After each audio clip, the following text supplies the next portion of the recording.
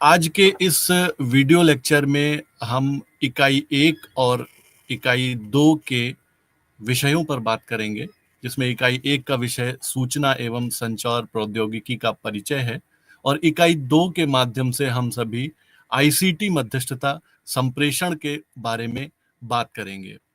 अगर हम आईसीटी के अर्थ और प्रत्यय की बात करें, तो आईसीटी एक बड़ा ही प्रचलित शब्द है जो हमको दैनिक जीवन में और हमारे शैक्षिक परिदृश्य में हमको यथाकथा सुनाई पड़ता है। आईसीटी को हम इंफॉर्मेशन कम्युनिकेशन टेक्नोलॉजी कहते हैं, सूचना एवं संचार प्रौद्योगिकी कहते हैं। अगर हम शिक्षण अधिगम प्रक्रिया के इतिहास का अवलोकन करें, तो भारत में एक समृद्धशाली ज्ञान परंपरा रही है। हम भारत की जब ज्ञान परंपरा के इतिहास का अध्ययन करते हैं, तो वैदिक काल से हमें समृद्धशाली ज्ञान परंपरा दिखती है।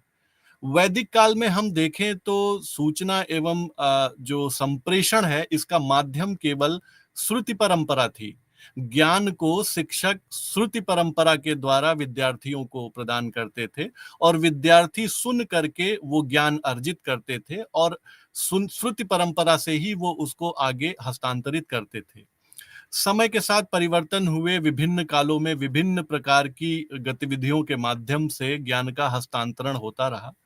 लेकिन आधुनिक युग में हम जब देखते हैं कि तकनीकी का प्रादुर्भाव हुआ, तो तकनीकी ने मानव जीवन के प्रत्येक पक्ष को प्रभावित किया। अगर हम शिक्षा के संदर्भ में बात करें, तो शिक्षा में सूचना एवं संचार प्रौद्योगिकी ने एक क्रांति का सूत्रपात किया। शिक्षा में सूचना एवं संचार प्रौद्योगिकी के प्रयोग के माध्यम से न केवल अधिगम प्रक्रिया को त्वरित बनाया गया, बल्कि अधिक प्रभावी और कम समय में अधिगम हो, ये सुनिश्चित किया गया। सूचना एवं संचार प्रौद्योगिकी के अर्थ की जब हम बात करते हैं, तो इसमें हमें 3 शब्द दिखाई पड़ते हैं: सूचना, संचार और प्रौद्योगिकी। तो इसमें हम अगर अर्थ शब्द के भाव पर फोकस करें, तो पहला शब्द है सूचना यानी इंफॉर्मेशन, और सूचना का संचार यानी सूचना का कम्युनिकेशन किसके माध्यम से? प्रौद्योगिकी के माध्यम से। तो सूचना एवं संचार प्रौद्योगिकी वह प्रौद्योगिकी है जिसके माध्यम से हम सूचना यानी इंफॉर्मेशन का संचरण करते हैं। अगर हम कुछ परिभाषाओं पर दृष्टिपात करें, तो एनसाइक्लोपीडिया ब्रिटानिका के अनुसार एक व्यक्ति या संस्थान से दूसरे व्यक्तियों या संस्थान तक एक बात का पहुंचना सूचना कहलाता है, जबकि संचार का अर्थ है सूचना या अन्य किसी तथ्य का एक स्थान से दूसरे स्थान तक गमन। प्रोफेसर पीटर ने सूचना संचार प्रौद्योगिकी के बारे में कहा है कि सूचना तकनीकी ज्ञान, कौशल तथा अभिवृत्ति प्रदान करने की एक नवीन तथा उभरती हुई विशिष्ट आवश्यकताओं की पूर्ति करने वाली एक शैक्षिक प्रक्रिया है, जिसमें समय और स्थान के आयाम का शिक्षण एवं अधिगम में कोई हस्तक्षेप नहीं होता है। इस तकनीकी के माध्यम से दूरस्थ विद्यार्थियों को भी उत्तम गति से शिक्षा प्रदान की जा सकती है। यानी जो सूचना एवं संचार प्रौद्योगिकी है, ये सबसे ज्यादा लाभकारी इस संदर्भ में है कि इस तकनीकी के माध्यम से जो दूर बैठे हुए विद्यार्थी हैं, जो ओपन डिस्टेंस लर्निंग के मोड पे पढ़ रहे विद्यार्थी हैं, उनको भी हम उत्तम गति से शिक्षा प्रदान कर सकते हैं। यानी सूचना एवं संचार प्रौद्योगिकी से तात्पर्य उस सूचना संप्रेषण तकनीकी से है जिसके माध्यम से संप्रेषण कार्य अत्यधिक प्रभावी ढंग से संपन्न किया जाता है। इसका संबंध वैज्ञानिक तकनीकी के ऐसे साधनों से होता है जिसके माध्यम से तीव्र गति से सूचनाओं का प्रभावी आदान प्रदान होता है। इसे सामान्य अर्थ में कहा जा सकता है कि किसी तथ्य या सूचना को जानना, उसे तुरंत इस रूप में आगे पहुंचाना जिस रूप में वह सूचना संचार प्रौद्योगिकी कहलाता है। सूचना संचार प्रौद्योगिकी की विशेषता यह है कि इसमें सूचना उसी रूप में परिवर्तित होती है, उस विद्यार्थियों तक पहुंचती है जिस रूप में उसका मूल होता है। हम कई बार देखते हैं कि विभिन्न माध्यमों में सूचना में परिवर्तन आ जाता है, लेकिन जब हम सूचना एवं संचार प्रौद्योगिकी का प्रयोग करते हैं, तो सूचना अपने मूल रूप में पहुंचती है। तो सूचना एवं संचार प्रौद्योगिकी क्या है? सूचना एवं संचार प्रौद्योगिकी जानकारी यानी सूचना को बनाने, उसको संग्रहित करने और उसको शेयर करने यानी साझा करने के लिए जो प्रौद्योगिकियां हैं वो सूचना संचार प्रौद्योगिकी के अंतर्गत आती हैं। सूचना एवं संचार प्रौद्योगिकी में डिजिटल उपकरण और सॉफ्टवेयर एप्लीकेशन शामिल हैं, जिनका उपयोग डिजिटल जानकारी बनाने, स्थानांतरित करने और साझा करने के लिए किया जाता है। अगर हम सूचना संचार प्रौद्योगिकी के साधनों की बात करें, तो अनेक साधन हैं जो कि आज बहुत ही लोकप्रिय हैं, जिसमें हम पारंपरिक रूप से देखते हैं तो सूचना संचार प्रौद्योगिकी का एक जो उद्विकास है वो हमको समझ में आता है। प्रारंभिक चरण में सूचना संचार प्रौद्योगिकी के जो माध्यम थे वो सशक्त माध्यम जो है टीवी थे, रेडियो थे, लेकिन जैसे जैसे तकनीकी का विकास होता गया, तकनीकी के विकास के साथ साथ अनेक जो है साधन इजाद होते गए, जिनके माध्यम से सूचना का त्वरित संप्रेषण संभव हुआ। अगर हम पारंपरिक रूप से बात करें तो रेडियो और टेलीविजन ये प्रारंभिक चरण के उपकरण थे जिनके माध्यम से सूचना का प्रसार किया जाता था। जब हम रेडियो की बात करते हैं तो रेडियो का उपयोग हमको स्वतंत्रता आंदोलन में भी दिखाई पड़ता है। डॉक्टर राम मनोहर लोहिया का नाम हम सभी ने सुना है। उन्होंने गोपनीय तरीके से रेडियो के माध्यम से सूचना प्रसारित करके आजादी के आंदोलन से संबंधित जो भी युक्तियां बनाई जाती थी उनको वो रेडियो के माध्यम से साझा करते थे। शिक्षा में हम देखें तो रेडियो का विशेष प्रयोग होता है। रेडियो पर विभिन्न शैक्षिक परिचर्चा, विभिन्न शैक्षिक लेक्चर, इसके माध्यम से शैक्षिक सूचनाओं का प्रसारण होता है और जन संचार का एक बड़ा सशक्त माध्यम अत्यंत ही लगभग 50 बरस पहले से ही रेडियो रहा है। इसके अतिरिक्त हम बात करें टेलीविजन, टेलीविजन के माध्यम से टेलीविजन का जब प्रयोग शिक्षा में किया जाने लगा तो ये अपने समय की एक बड़ी क्रांति थी, जिसने शिक्षण अधिगम प्रक्रिया को खास करके दूरस्थ और मुक्त अधिगम को अत्यंत प्रभावी बनाने में अपनी महत्वपूर्ण भूमिका निभाई है। इसके अलावा हम देखें तो जो आधुनिक उपकरण हैं उनमें कंप्यूटर और लैपटॉप, हम सभी इस कंप्यूटर और लैपटॉप से परिचित हैं, जिसके माध्यम से हम सूचना का संचरण करते हैं और सूचना का संग्रहण भी करते हैं। इसके अलावा आज जो सबसे लोकप्रिय और सुलभ है वो है मोबाइल फोन। मोबाइल फोन के माध्यम से सूचना का संचरण आसानी से किया जाता है। मोबाइल फोन जिसमें इंटरनेट की सुविधा होती है, अनेक प्रकार के फोन आते हैं जिसमें एंड्रॉइड फोन सर्वाधिक प्रचलन में है। हम एंड्रॉइड फोन के प्रयोग के माध्यम से, इंटरनेट के माध्यम से अनेक ऐसे ऐप्स हैं जिनके द्वारा हम जानकारी साझा करते हैं और जानकारी प्राप्त करते हैं।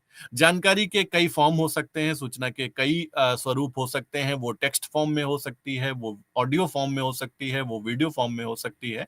तो मोबाइल फोन जो है वो सूचना एवं संचार प्रौद्योगिकी का एक बहुआयामी साधन है। इसके अलावा एलसीडी के माध्यम से भी कक्षा में विद्यार्थियों को सूचना के संचरण में सहायता मिलती है। इसके अलावा हम प्रोजेक्टर देखते हैं। प्रोजेक्टर के माध्यम से प्रक्षेपी विधि का प्रयोग करते हुए हम संबंधित विषय वस्तु को विद्यार्थियों के साथ सुलभता से साझा करते हैं। आज के अन्य अगर बात करें तो स्मार्ट बोर्ड, जिसमें एंड्रॉइड बोर्ड और तरह तरह के अपडेटेड बोर्ड आ रहे हैं, जिसके माध्यम से हम सूचना को त्वरित रूप में उसी रूप में विद्यार्थियों तक पहुंचाते हैं जिस रूप में उसका सृजन होता है। तो अब हम ये माध्यम थे जिनके माध्यम से हम सूचना एवं संचार प्रौद्योगिकी का प्रयोग करते हैं। लेकिन हम जानते हैं कि डिजिटल उपकरण हैं वो अपने दम पर काम नहीं करते हैं। इसके कार्य करने के लिए, जानकारी साझा करने के लिए अनेक ऐप्स हैं जिनका उपयोग किया जाता है। और ऐप्स का उपयोग श्रव्य दृश्य सामग्री, ई संदेश, एनिमेशन, आभासी वास्तविकता, ग्राफिक्स, परस्पर संवादात्मक सामग्री, ऑनलाइन व्याख्यान आदि बनाने के लिए किया जाता है। हम देखते हैं कि आज शिक्षण अधिगम प्रक्रिया में शिक्षकों के द्वारा अनेक ऐप्स का प्रयोग किया जाता है, जिनका उद्देश्य होता है शिक्षण अधिगम प्रक्रिया को प्रभावी बनाना। अगर हम कुछ ऐसे उपकरणों की बात करें, कुछ ऐसे ऐप्स की बात करें, तो उनको हम कुछ भागों में बांट सकते हैं। जैसे पहला है अनुदेशनात्मक उपकरण। अनुदेशनात्मक उपकरण के अंतर्गत अनेक प्रकार के टूल्स आते हैं। जैसे सबसे पहले ई लर्निंग टूल्स की हम बात करें तो अनेक ई लर्निंग टूल्स अवेलेबल हैं, जिनमें एडोब प्रेजेंटर, लेक्टोरा, पाउटून आदि प्रमुख हैं। इसके अलावा अनेक क्विजिंग एंड टेस्टिंग टूल्स हैं, जहां हम अपने आप को टेस्ट कर सकते हैं, क्विज बना सकते हैं, जैसे कि exam buddy, online exam builder, test maker. अनेक ऐसे मंच हैं जहां पर हम जिनका उपयोग टेस्टिंग टूल्स के रूप में कर सकते हैं। इसके अलावा लर्निंग प्लेटफॉर्म और एलएमएस, लर्निंग मैनेजमेंट सिस्टम, हम जिसमें सबसे लोकप्रिय हमारा टूल गूगल क्लासरूम है। गूगल क्लासरूम में हम शिक्षण अधिगम प्रक्रिया से संबंध में अनेक कार्य कर सकते हैं। वहां पर हम असाइनमेंट दे सकते हैं, असाइनमेंट विद्यार्थी सबमिट भी कर सकते हैं। इसके अतिरिक्त हम स्वमूल्यांकन और मूल्यांकन की अनेक विधियों का प्रयोग गूगल क्लासरूम में कर सकते हैं। इसके अलावा मूडल है, स्कॉलोजी है, तमाम ऐसे उपकरण हैं जो लर्निंग प्लेटफॉर्म के रूप में काम करते हैं। इसके अलावा अगर हम कंटेंट डेवलपमेंट उपकरणों की बात करें तो अनेक ऐप्स हमारे पास उपलब्ध हैं। जैसे हम डॉक्यूमेंटेशन टूल की बात करें तो कुछ प्रमुख टूल्स में जैसे एप्पल पेज है, गूगल डॉक्स है। गूगल डॉक्स काफी लोकप्रिय है, जिसका शिक्षण अधिगम प्रक्रिया में सूचना एवं संचार प्रौद्योगिकी के रूप में बड़ा ही सुलभता के साथ प्रयोग किया जाता है। इसके अतिरिक्त कंटेंट डेवलपमेंट के संदर्भ में ही अगर हम बात करें तो प्रेजेंटेशन टूल अनेक उपलब्ध हैं, जैसे एप्पल की नोट है, गूगल स्लाइड्स है, ओपन ऑफिस है, पावर पॉइंट। पावर पॉइंट एक लोकप्रिय टूल है जिसके माध्यम से हम अपना प्रेजेंटेशन बनाते हैं, विद्यार्थियों के साथ साझा करते हैं और उसमें आवश्यकता अनुरूप परिवर्तन करके विद्यार्थियों तक उसको हम ई फॉर्म में पहुंचाते भी हैं। इसके अलावा हम देखें तो अनेक सामाजिक उपकरण भी हैं, जैसे ईमेल टूल है। ईमेल टूल्स में हम बात करें जैसे जीमेल है, लोकप्रिय है, याहू मेल है। अनेक ऐसे ईमेल हैं जिसके माध्यम से हम ईमेल के माध्यम से एक प्रकार की सूचना को उसी रूप में जो हमारा रिसीवर है वहां तक हम पहुंचा सकते हैं। इसके अतिरिक्त सामाजिक उपकरणों में ही मैसेजिंग एप्स है और चैट और टूल्स हैं, जैसे मैसेंजर है, स्काइप है, टेलीग्राम है। टेलीग्राम काफी लोकप्रिय है, जहां पर हम ज्यादा बड़ी फाइल्स शेयर कर सकते हैं। व्हाट्सएप आज सभी के बीच लोकप्रिय है और व्हाट्सएप का प्रयोग जो है सूचना संचार प्रौद्योगिकी के लिए शिक्षा में बहुत किया जा रहा है। हम देखें तो विद्यार्थियों के अनेक ग्रुप्स बना करके शिक्षक वहां पर ई कंटेंट शेयर करते हैं और वो ई कंटेंट विद्यार्थियों तक सुलभता से पहुंच जाता है और कम समय में वो कंटेंट उन तक पहुंचता है और वो उसका लाभ अपनी शिक्षण अधिगम प्रक्रिया में प्राप्त करते हैं। इसके अलावा अनेक व्यक्तिगत एवं व्यावसायिक उपकरण भी उपलब्ध हैं, जिसमें digital notebook and presentation information system है, जिसमें नोटपैड है, गूगल कीप है। गूगल कीप की हम बात करें तो ये एक लोगों के बीच काफी लोकप्रिय है, लोग काफी इसका इस्तेमाल करते हैं। इसके माध्यम से हम अपने द्वारा जो विषय सामग्री है उसका निर्माण कर सकते हैं, वहां पर कंटेंट डेवलप कर सकते हैं, कोलैबोरेट कर सकते हैं। दो शिक्षक मिलकर के ही एक साथ कंटेंट डेवलप कर सकते हैं और अपनी अपनी जानकारी के द्वारा एक समग्र सामग्री का निर्माण कर सकते हैं। इसके अलावा अगर हम देखें तो अनेक सर्च और रिसर्च टूल भी हमारे पास उपलब्ध हैं। जैसे सर्च इंजन की हम जब बात करते हैं तो गूगल सर्च एक लोकप्रिय है, जहां पर हम अपने संबंधित विषय वस्तु के कीवर्ड्स को डालते हैं और उससे संबंधित सामग्री हमारे सम्मुख आती है और हम जो है वांछित सूचना को प्राप्त कर अपनी अधिगम प्रक्रिया में उसका लाभ उठाते हैं। इसके अलावा गूगल स्कॉलर है, जहां पर शोध से संबंधित अनेक शोध कार्य आपको मिलते हैं जो आपके शिक्षण अधिगम प्रक्रिया को प्रभावी बनाते हैं। इसके अतिरिक्त क्वोरा है, मेंडले है, अनेक ऐसे व्यक्तिगत और व्यावसायिक उपकरण उपलब्ध हैं जिनके माध्यम से हम सूचना एवं संचार प्रौद्योगिकी का प्रयोग करते हुए व्यवस्थाओं को प्रभावी बनाते हैं। अब इसके बाद अगर हम बात करें कि शिक्षा में सूचना एवं संचार प्रौद्योगिकी का अनुप्रयोग क्या है, तो हम देखते हैं कि शैक्षिक प्रक्रियाओं को समृद्ध करने में सूचना एवं संचार प्रौद्योगिकी ने बहुत ही महत्वपूर्ण भूमिका निभाई है। अगर हम कुछ पक्षों की बात करें तो अधिगम में, यानी जब विद्यार्थी सीखते हैं उनके सीखने की प्रक्रिया में संचार प्रौद्योगिकी का अनुप्रयोग बहुतायत मात्रा में हो रहा है। विभिन्न सूचना और संचार प्रौद्योगिकी का उपयोग स्व अधिगम के लिए किया जा सकता है। उदाहरण के लिए जैसे ऑडियो वीडियो प्रोग्राम है, लर्निंग मैनेजमेंट सिस्टम है, सिमुलेशन है, आभासी वास्तविकता है, की टेक्स्ट, सोशल नेटवर्किंग, चर्चा मंच आदि छात्रों को विकसित जो है प्लेटफॉर्म प्रदान किए जा सकते हैं। ये इनका लाभ है कि इनके माध्यम से छात्र स्वतः ज्ञान प्राप्त करने में समर्थ होते हैं। शिक्षक की अनुपस्थिति में भी अगर सूचना एवं संचार प्रौद्योगिकी के माध्यम उसके पास उपलब्ध हैं, तो वो शिक्षक की अनुपस्थिति में भी सीख सकता है। जैसे हम देखें कि बहुत सारे ऑनलाइन प्लेटफॉर्म हैं जहां पर दुनिया के प्रसिद्ध शिक्षकों के वीडियो लेक्चर अपलोड हैं, ऑडियो लेक्चर हैं, टेक्स्ट फॉर्म में हैं, तो विद्यार्थी स्वतः जा करके उसको सुन करके अपना ज्ञान वर्धन कर सकते हैं। तो हम कह सकते हैं कि ये जो अधिगम प्रक्रिया है, इसको सूचना एवं संचार प्रौद्योगिकी के प्रयोग से काफी समृद्ध बनाया गया है, जिनमें विद्यार्थी अपनी विषय वस्तु के संदर्भ में अधिक ज्ञान प्राप्त करते हैं। जैसे होता है कि विद्यार्थी को जो विषय वस्तु उसके पाठ्यक्रम में निर्धारित है, अध्यापक उसी पर फोकस करते हैं, लेकिन यदि विद्यार्थी उस पाठ्यक्रम से परे उस विषय वस्तु के बारे में कुछ जानना चाहता है, तो उसके लिए वो इन सूचना संचार प्रौद्योगिकी का अनुप्रयोग करके वो अपने ज्ञान का विस्तार भी कर सकता है। इसके अलावा मूल्यांकन मूल्यांकन एक प्रमुख पक्ष है शिक्षा का, जिसमें हम देखते हैं शैक्षिक तकनीकी का और सूचना संचार प्रौद्योगिकी का प्रयोग किया जाता है। जैसे हम अगर परंपरागत कक्षा में मूल्यांकन की बात करें, तो परंपरागत कक्षा में जो अध्यापक है वो सामान्य तरीका अपनाता है। वो या तो मौखिक परीक्षण करता है, ओरल आप विद्यार्थी से प्रश्न पूछकर फीडबैक ले सकते हैं, या लिखित परीक्षण का संचालन कर सकते हैं। लेकिन ये टाइम टेकिंग प्रोसेस है। जब हम सूचना एवं संचार प्रौद्योगिकी का प्रयोग करते हैं, तो अनेक हमारे पास ऐसे उपकरण उपलब्ध हैं जिसके माध्यम से हम त्वरित मूल्यांकन और फीडबैक प्राप्त कर सकते हैं। जैसे गूगल फॉर्म है। गूगल फॉर्म एक लोकप्रिय है। हम जो भी कक्षा में पढ़ रहे हैं, अध्यापक उस विषय वस्तु से संबंधित कुछ प्रश्न बनाएगा और प्रश्नों को गूगल फॉर्म के फॉर्म में डेवलप करेगा, और उस गूगल फॉर्म का लिंक जो है विद्यार्थियों को प्रेषित कर दिया जाएगा। विद्यार्थी लिंक पर जा करके संबंधित प्रश्नों को पढ़ करके उनके उत्तर को वहां टिक करेंगे, और सबमिट करते ही सबसे अच्छी बात है कि इसमें किसी भी तरह का कोई मूल्यांकन में अध्यापक को विशेष ध्यान नहीं रखना पड़ता है। ऑटोमेटिक जो है वो आंसर जनरेट हो जाते हैं, उनका स्कोर आ जाता है। तो ये जो है जैसे इसके अलावा गूगल फॉर्म के अलावा और भी है, जैसे हेलनिंग एनालिटिक्स है। वो एक उन्नत सूचना संचार प्रौद्योगिकी का एप्लीकेशन है जो सीखने की प्रगति के बारे में विभिन्न जानकारी प्रदान करता है।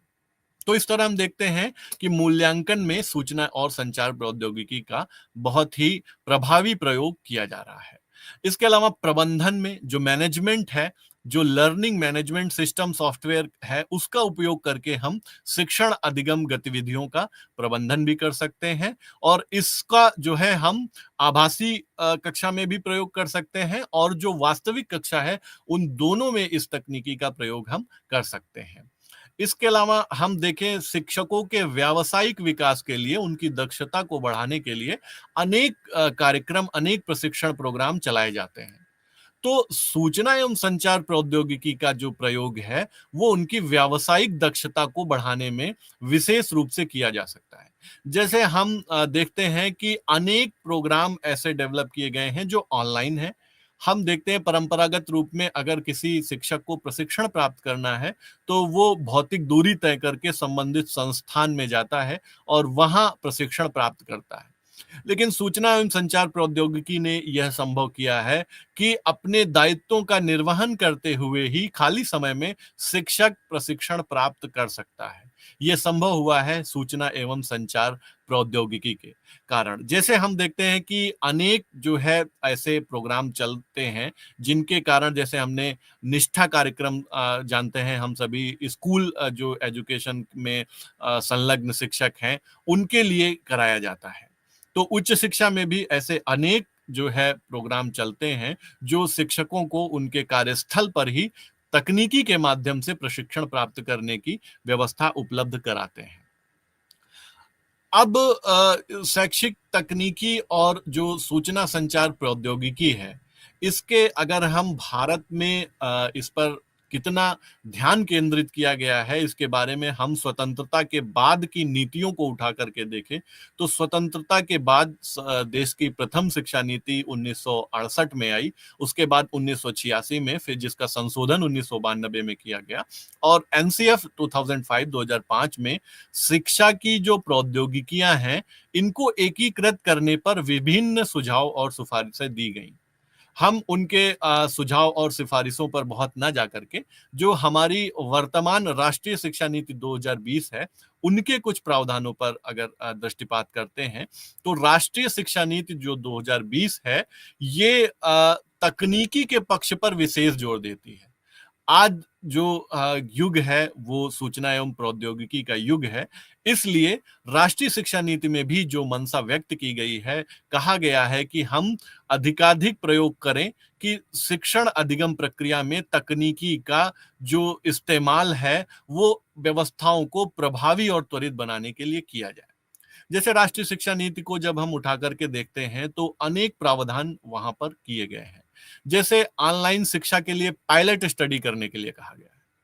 जो एनईटीएफ है, सीआईईटी है, एनआईओएस है, इग्नू है, आईआईटी है, एनआईटी है, ये जैसे संगठन से कहा गया है कि आप रिसर्च करिए, आप ऑनलाइन एजुकेशन को हम कैसे प्रभावी बना सकते हैं, जो संबंधित पहलू हैं उनका हम पता लगाने के लिए स्टडी करें। इसके अलावा जो डिजिटल हमारा बुनियादी ढांचा है, अगर हम भारत की बात करें तो डिजिटल ढांचे की जब हम बात करते हैं तो अभी हम संतोषजनक स्थिति में नहीं है, लेकिन हमारी दिशा और दशा ठीक है, हमारी गति भी सही है।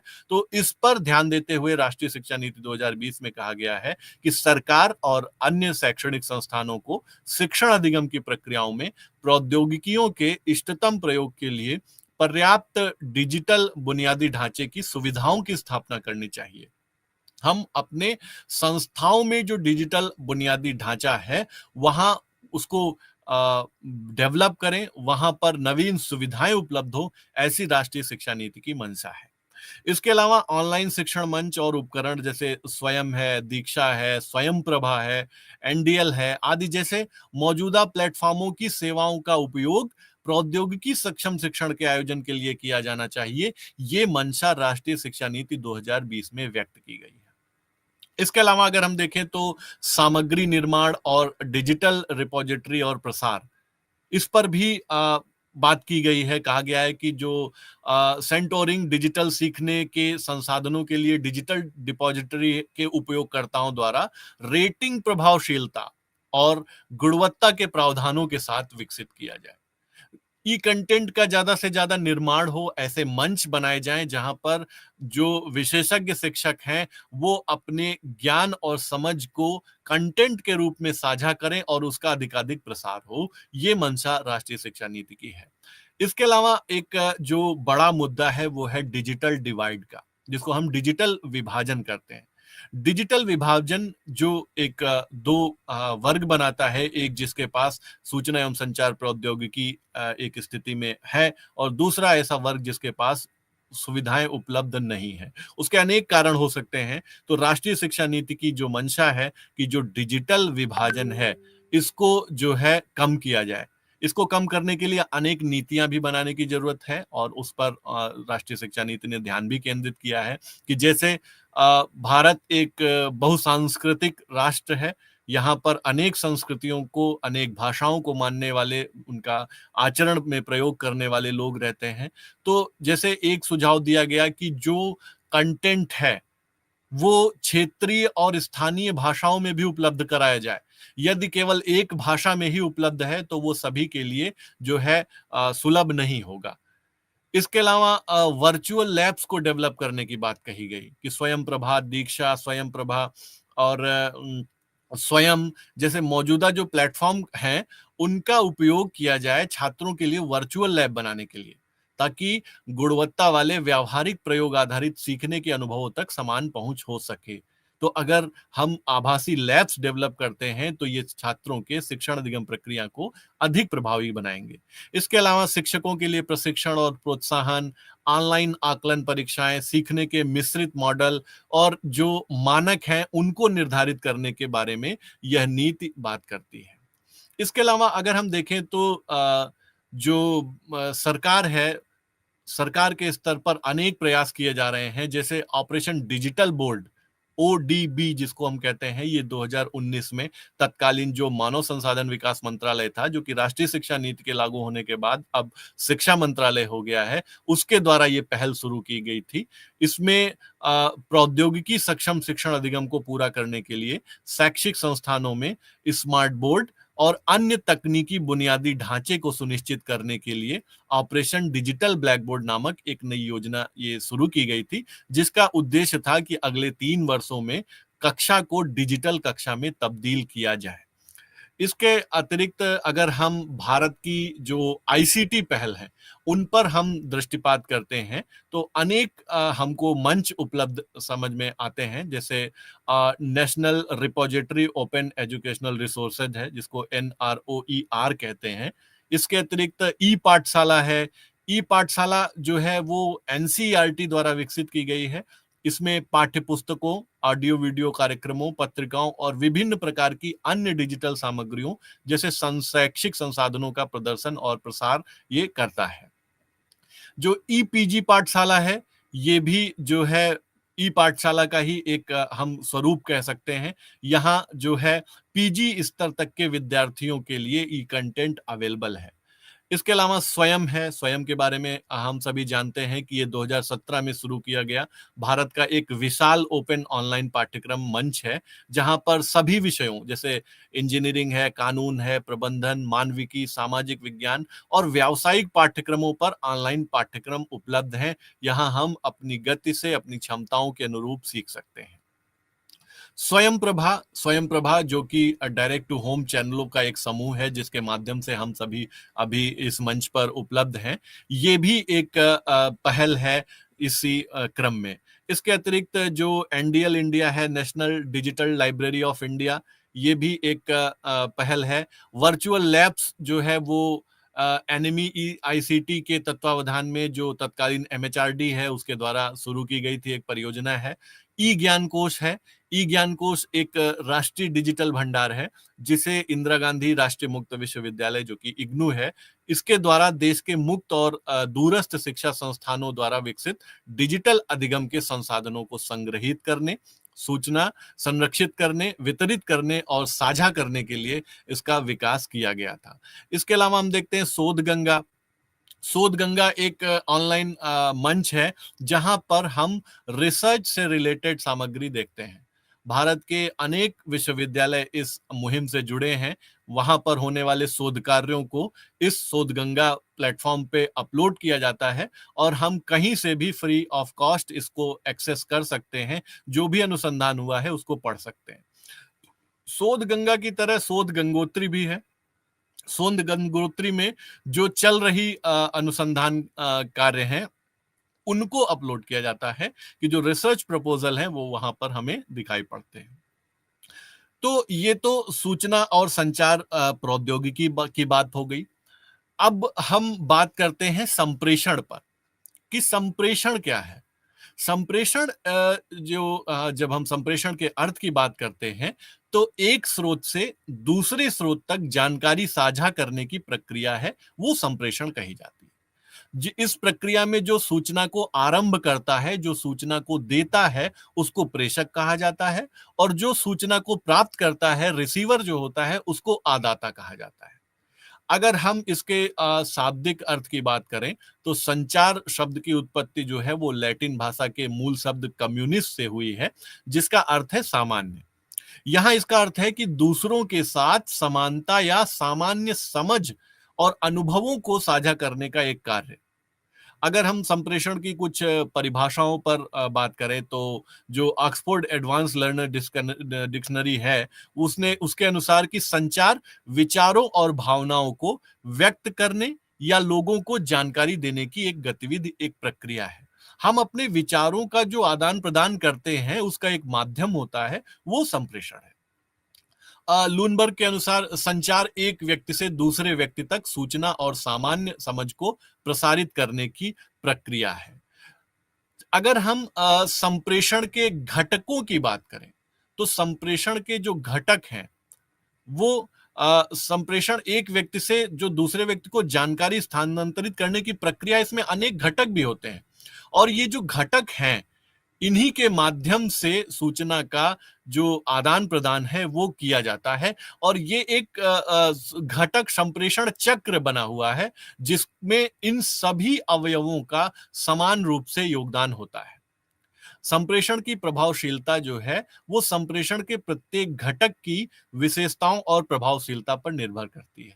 अब ये घटक कौन कौन से हैं? इनमें मुख्य 6 घटक हैं, जिनमें पहला प्रेषक है, संदेश है, माध्यम है, आदाता यानी रिसीवर, प्रतिक्रिया और शोर। ये जो 6 घटक हैं, ये मुख्य घटक हैं संप्रेषण के, जिनमें हम पहले बात करें प्रेषक।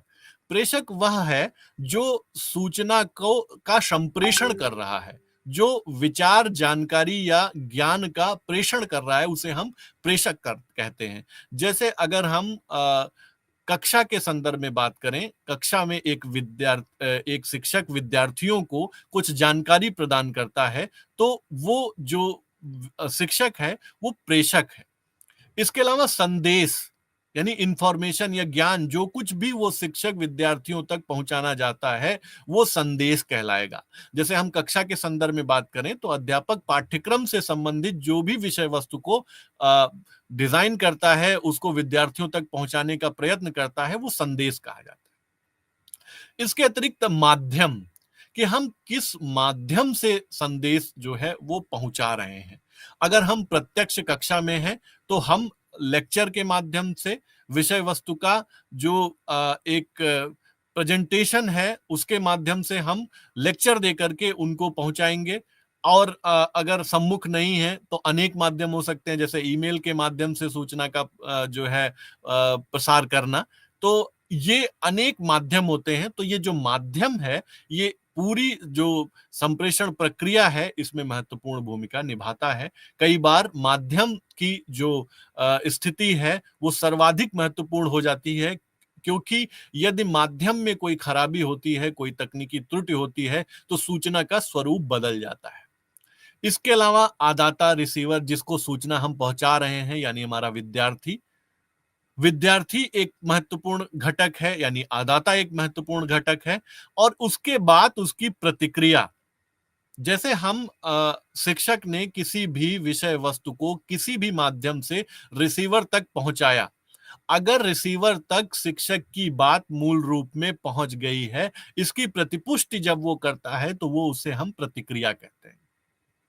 और अंतिम शोर, यानी इस पूरी प्रक्रिया में एक व्यवधान भी होता है जो विभिन्न स्वरूपों में हो सकता है, वो उसे हम शोर कहते हैं। तो ये जो प्रमुख 6 घटक हैं ये होते हैं। इसके अलावा अगर हम संप्रेषण के प्रकार की बात करें तो मुख्य रूप से हम 2 प्रकार पाते हैं, पहला शाब्दिक और दूसरा गैर शाब्दिक। शाब्दिक जिसको हम मौखिक भी कह सकते हैं, और गैर शाब्दिक यानी अमौखिक। जो शाब्दिक संप्रेषण है वो कई रूपों में हो सकता है, वो लिखित भी हो सकता है, वो वोकल भी हो सकता है, शाब्दिक भी हो सकता है। जब हम बोल करके कुछ अपनी बात कह रहे हैं तो वो जो है इस प्रकार के संप्रेषण का हिस्सा होगी। शाब्दिक संप्रेषण में आमने सामने बातचीत, विचारों का टेलीफोनिक आदान प्रदान, वीडियो, टीवी, रेडियो आदि शामिल है। शाब्दिक संप्रेषण को प्रभावशाली बनाने के लिए आवाज की सुर, आवाज का उतार चढ़ाव, स्वरमान, मात्रा, स्पष्टता, गति, शब्दों की पसंद को ध्यान में रखना चाहिए। जब हम शाब्दिक संप्रेषण करते हैं तो उसको प्रभावी बनाने के लिए हमारी भाषा समृद्ध हो, भाषा वह हो जो रिसीवर तक यानी जो प्राप्त करता है, आदाता है, उस तक उसकी समझ विकसित हो सके, इसका हमें ध्यान रखना चाहिए। दूसरा गैर शाब्दिक, जब हम संचार की बात करते हैं तो जब किसी बिना शब्द किए हम केवल संकेत के माध्यम से संचार करते हैं तो वो गैर शाब्दिक या अमौखिक संचार होता है। जैसे इसमें हम मुस्कुराहट के माध्यम से या जो है कोई इशारा करके, आंखों का इशारा, हाथ का इशारा या कुछ ऐसा संकेत करना जिससे सूचना पहुंच जाए वांछित व्यक्ति तक, ये जो है इसका भी शिक्षा में प्रयोग होता है। तो गैर शाब्दिक संचार जो है, जिसको हम अमौखिक संचार कहते हैं, ये भी संप्रेषण का एक दूसरा प्रमुख प्रसार है। अब इसके बाद हम बात करें अगर शैक्षिक संप्रेषण पे, तो जो शैक्षिक प्रक्रिया में होने वाले संप्रेषण को शैक्षिक संप्रेषण कहा जाता है। इस प्रकार कक्षा या शिक्षण सीखने की प्रक्रिया में किसी भी संप्रेषण को शैक्षिक संप्रेषण या कक्षा संप्रेषण के रूप में कहा जा सकता है। यानी संप्रेषण के मूल पर हम बात कर चुके। जब हम शैक्षिक संप्रेषण की बात करते हैं तो इसके अंतर्गत शैक्षिक प्रक्रिया में होने वाले संप्रेषण को हम कह सकते हैं। अगर हम शैक्षिक संप्रेषण में कुछ बिंदुओं की बात करें जिन पर विशेष रूप से विचार किए जाने की आवश्यकता होती है, जैसे सबसे पहला है विषय का चयन। हम विषय का चयन जब करें शैक्षिक संप्रेषण में, तो ये बात विशेष रूप से ध्यान करें कि जो विषय वस्तु है, वो छात्र के लिए महत्वपूर्ण है कि नहीं, प्रासंगिक है कि नहीं, और इसके साथ-साथ उसमें उसकी रुचि है कि नहीं। हम ये सभी चीजें जब सुनिश्चित करेंगे, तो प्रभावी शैक्षिक संप्रेषण होगा। इसके अलावा जब हम बात करते हैं कि लक्ष्यों के निर्धारण की, तो हमें यथार्थवादी जो लक्ष्य हैं, उनका निर्धारण करना चाहिए। जो शैक्षिक संप्रेषण है, उसके कुछ परिणाम और लक्ष्य जरूर होने चाहिए और उनके उद्देश्यों को अच्छी तरह से परिभाषित और यथार्थवादी होना चाहिए। शिक्षक को जो स्वयं है, सबसे पहले शैक्षिक जो संप्रेषण है, उसके उद्देश्य क्लियर होने चाहिए। जब शिक्षक को पता होगा, तभी वो विद्यार्थियों तक सुगमता पूर्वक पहुंच जानी। इसके अलावा हमारा जो विद्यार्थी है, उसको हमें जानना चाहिए। उसकी पृष्ठभूमि क्या है, उसकी समझ का स्तर क्या है, उसका पूर्व ज्ञान क्या है, उसका सोशियो इकोनॉमिक स्टेटस क्या है, विचारधारा क्या है, उसका लर्निंग स्टाइल क्या है, लर्निंग पैटर्न क्या है। जब हम ये सब कुछ जानेंगे, तो हम प्रभावी शैक्षिक संप्रेषण कर पाएंगे। इसके अलावा विषय सामग्री का संगठन, प्रौद्योगिकी का चयन और समय अवधि, ये कुछ चीजें हैं जिनको हमें ध्यान में रखने की आवश्यकता है। प्रौद्योगिकी का जब हम चयन करें, तो शैक्षिक संप्रेषण के लिए कौन सी प्रौद्योगिकी उपयुक्त है, यह हमको देखना चाहिए। समय अवधि भी विशेष रूप से अवलोकनीय होती है। समय अवधि का मतलब है कि हम इतना लंबा विस्तार न करें कि जो विद्यार्थी हैं वो बोर होने लगे। तो हमको समय अवधि का भी ध्यान रखना चाहिए। तो ये सारी चीजें कुछ जो शैक्षिक संप्रेषण के संदर्भ में थी।